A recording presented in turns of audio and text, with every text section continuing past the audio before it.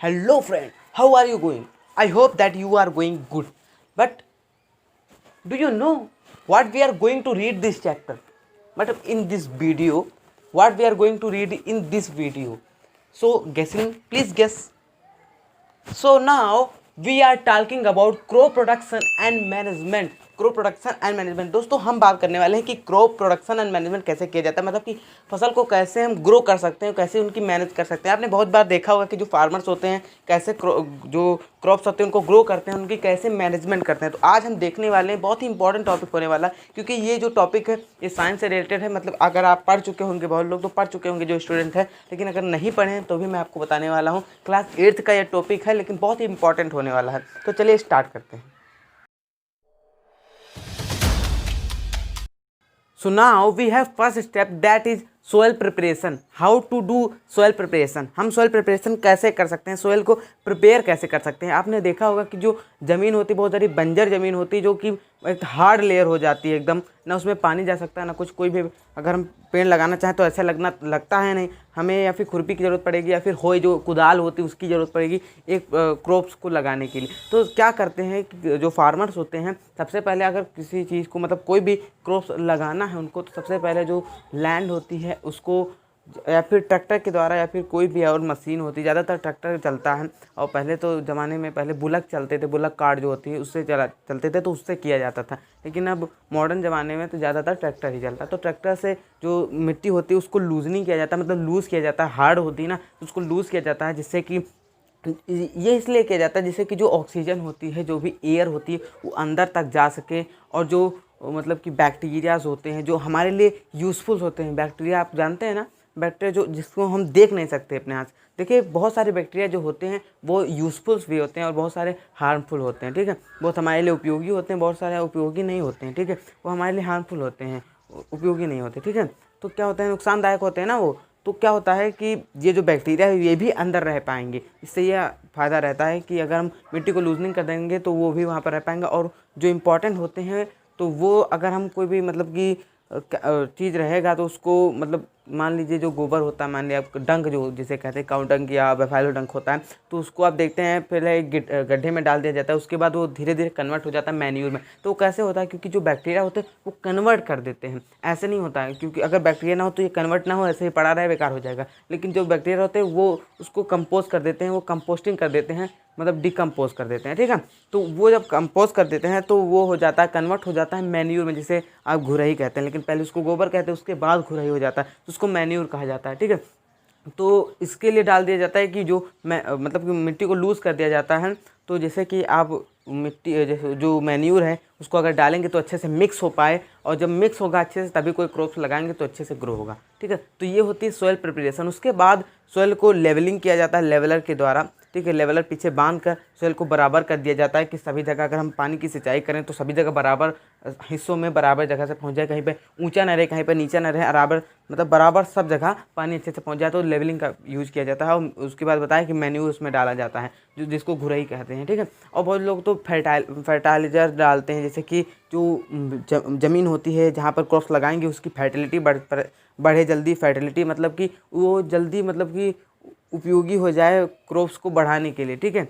वो फर्टिलिटी होती है कि ज़मीन की अगर फर्टिलिटी अच्छी है तभी कोई क्रॉप्स होगा, ठीक है। तो वो फर्टिलिटी अगर बढ़िया होगी तभी मैन्यूर इसीलिए डाला जाता है कि जो ज़मीन होती है उसकी फर्टिलिटी अच्छी हो। नेक्स्ट होता है सोइंग सीड्स। नेक्स्ट स्टेप है कि सोइंग सीड की मतलब कि उसके बाद जब मैन्यूर उसमें डल जाता है, लेवलर से बराबर कर दिया जाता है ज़मीन को, तो हम लगाते हैं क्या, सोइंग सीड्स करते हैं, मतलब कि जो बीज होते हैं उसको लगाते हैं। तो बहुत लोग तो होता है कि हैंड के द्वारा कर दिया जाता है, बीज लिया हैंड के द्वारा फेंक दिया, लेकिन ये सही मेथड नहीं होता, क्योंकि अगर हम हाथ से फेंकते हैं तो जो बीज होती हैं कहीं प्रॉपर डिस्टेंस नहीं होता, कहीं पर ज़्यादा हो जाएंगी, कहीं होंगी ही नहीं, कहीं पर पड़ी ही नहीं, कहीं पर ज़्यादा हो गई, ठीक है। तो इस तरह से जो इसका प्रॉपर डिस्टेंस से बन नहीं पाता है, और कहीं पर ज़्यादा बीज हो जाती है कहीं पर कम। तो इसके लिए यूज किया जाता है सीड ड्रिल, जो कि ट्रैक्टर के द्वारा चलता है, सीड ड्रिल मशीन है, उसके द्वारा जो सीड्स होती है उसको लगाया जाता है। तो इससे यह ठीक रहता है कि प्रॉपर डिस्टेंस में सीड्स को लगाएंगे। और जब यह किया जाता है तो ये अंदर तक बीज को डालते हैं, जिससे कि जो चिड़िया होती है, बर्ड्स होती हैं, वो मतलब कि जितने भी सीड्स होती हैं उसको खा नहीं सकती हैं। तो ये इससे ये फ़ायदा रहता है, हाथ से ये फ़ायदा नहीं रहता, ठीक है। उसके बाद फ्रेंड्स अगर हम थर्ड स्टेप की बात करें तो वो होता है इरिगेशन, मतलब कि सिंचाई। इससे एक और फ़ायदा है कि आप हर चीज़ की इंग्लिश की हिंदी भी जान रहे हैं ना, ये भी अमेजिंग है। तो देखिए इरिगेशन कैसे होता है, सिंचाई कैसे की जाती है। तो पहले के ज़माने में क्या होता था, पहले के ज़माने में पुल्ले सिस्टम होता है, जैसे कि आप इमेज देख सकते हैं, you can see the image of pulley system, जिसे मोट भी कहा जाता है। और ये ढेकली चलता था, ठीक है। इसी तरह बहुत सारे चलते थे, ढेकली सिस्टम, चैन पंप, आप सबकी इमेज देख सकते हैं कि ये पहले चलते थे। लेकिन अब के ज़माने में, मॉडर्न ज़माने में अब ट्यूबवेल हो गए हैं और बहुत सारे से बिजली से पंप चल रही हैं, ठीक है, इलेक्ट्रिक पंप चल रहे हैं, जिससे खेत को सींचा जाता है, इरिगेट किया जाता है। तो इरिगेशन इसलिए ज़रूरी है क्योंकि अगर हम जो भी सीड्स लगाए हैं उसको अगर प्रॉपर न्यूट्रिएंट देना है, जो भी उनको अगर हम वाटर देंगे, इरिगेशन करेंगे, तो वो उनकी हाइट अच्छी होगी, प्रॉपर ग्रोथ होगी उनकी, मतलब कि अच्छे हरे भरे रहेंगे ना, तो उसके लिए ज़रूरी होता है। और वाटर इसलिए ज़रूरी होता है क्योंकि अगर जो प्लांट्स होते हैं उनको खाना बनाना रहता है, जैसे फोटोसिंथेसिस किया जाता है। अगर फोटोसिंथेसिस नहीं जानते हैं तो कमेंट कर दीजिएगा, मैं उस पर भी वीडियो बना दूंगा, ठीक है। तो फोटोसिंथेसिस वो करते हैं, तो फोटोसिंथेसिस जब वो करते हैं तो वाटर की भी ज़रूरत पड़ती है, कार्बन डाइऑक्साइड की ज़रूरत पड़ती है, सनलाइट की ज़रूरत पड़ती है ना, तो इसी तरह बहुत चीज़ की ज़रूरत पड़ती है, तब फोटोसिंथेसिस होता है। तो जब उसकी ज़रूरत पड़ती है तब भी खाना बनाने के लिए भी प्लांट्स को वाटर की ज़रूरत पड़ती है। तो water is very essential for plant growth, reproduction, मतलब कि रिप्रोडक्शन के लिए एंड देयर मैनेजमेंट के लिए, ठीक है, और फोटोसिंथेसिस के लिए भी, तो मतलब एटसेट्रा बहुत सारी चीज़ें के लिए वाटर ज़रूरी होता है, ठीक है। तो इसलिए इरिगेशन बहुत ही इंपॉर्टेंट है, irrigation is very important for plants growth. दोस्तों नेक्स्ट स्टेप है वीडिंग। अब वीडिंग क्या है, देखिए दोस्तों क्या होता है कि जब आप प्लांट्स को लगाते हैं तो बहुत सारे ऐसे भी प्लांट्स होते हैं जो उनके साथ जन्म ले लेते हैं, मतलब कि उनके साथ जीने लगते हैं, ठीक है। तो उनको, जिसे आप हिंदी में खरपतवार कहते हैं, ठीक है, तो उसको जब हटाने के लिए हम लोग क्या करते हैं, निराई करते हैं, ठीक है, उसी को वीडिंग कहते हैं। वीडिंग की हिंदी होती है निराई, ठीक है। अब वीडिंग को आप समझ गए कि निराई, निराई उसे, अब निराई भी अगर नहीं जानते तो मतलब कि जो भी खरपतवार हो जाते हैं या फिर अनवांटेड प्लांट जिसकी हमें ज़रूरत नहीं होती है, ठीक है, वो भी अगर हो जाते हैं, जब हम कोई भी क्रॉप्स लगाते हैं तो उसके आसपास बहुत सारी घास जम जाती हैं, घास जिसे कहते हैं, ठीक है, तो वो जम जाती हैं, तो उसको अनवांटेड प्लांट कहते हैं, क्योंकि हमें उसकी ज़रूरत नहीं है, जो हमने लगाया उसकी ज़रूरत है, तो उसको अनवांटेड प्लांट कहते हैं। तो हम क्या करते हैं, उसको उखाड़ देते हैं, जो भी अनवांटेड प्लांट होते हैं। तो बहुत लोग इसे निराई कहा जाता है, इसको हैंड पुलिंग, मतलब कि हाथ के द्वारा से भी हटाया जाता है। और बहुत सारी ऐसी मतलब एसिड, मतलब कि एक ऐसी दवाइयाँ भी बहुत सारी आती हैं, जैसे T4D, एक आती है क्लोरोफेनेक्स एसिटिक एसिड की, जिसको डालने से जो भी खरपतवार होते हैं वो मर जाते हैं, जो भी अनवांटेड प्लांट होते हैं वो मर जाते हैं, ठीक है। और जो हमें जिसकी ज़रूरत रहती है वो ठीक रहता है। लेकिन उससे हमारे प्लांट्स को भी खतरा रहता है कि कहीं ये, जैसे कि वो मर गए हैं, उनकी मतलब डेड हो गई इस दवाई से, तो कहीं हम जो हमने प्लांट्स लगाए हैं वो भी ना मर जाएं, तो इससे ये खतरा रहता है। तो हम क्या यूज़ करते हैं कि या फिर हम हैंड पुलिंग के द्वारा उसको हटा सकते हैं, या फिर जो खुरपीस होते हैं, खुरपी जिसे, ठीक है, खुरपा जो होते हैं, तो उसके द्वारा हम जो भी अनवांटेड प्लांट होते हैं उसको हटा सकते हैं। तो यही होता है दोस्तों वीडिंग। अब चलिए दोस्तों देखते हैं नेक्स्ट स्टेप क्या है।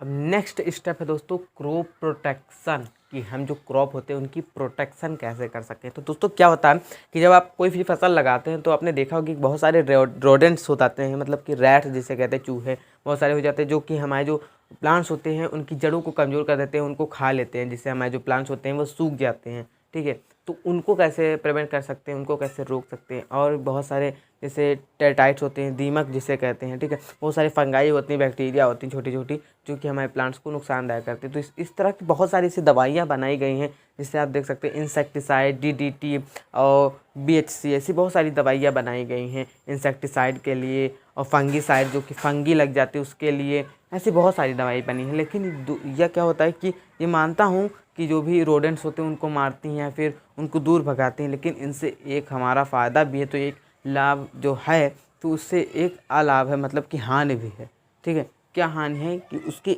एक तो एडवांटेज है, लेकिन दूसरा डिसएडवांटेज है कि अगर हम उसको लगाते हैं तो हमारे जो भी प्लांट्स होते हैं उनको भी नुकसान पहुंच सकता है, ठीक है, क्योंकि वो अगर किसी जानवर को मारते तो हो सकता है कि हमारे प्लांट्स को भी मार दे, ठीक है। It can happen but not certain, ठीक है, ये हो सकता है लेकिन निश्चित नहीं है। लेकिन इसीलिए वो हमारे लिए इतना महत्वपूर्ण नहीं है। लेकिन क्या करें, जब ये सब रोडेंट हो जाते हैं तो हमको उसको हटाने के लिए इन दवाइयों का यूज़ करना पड़ता है।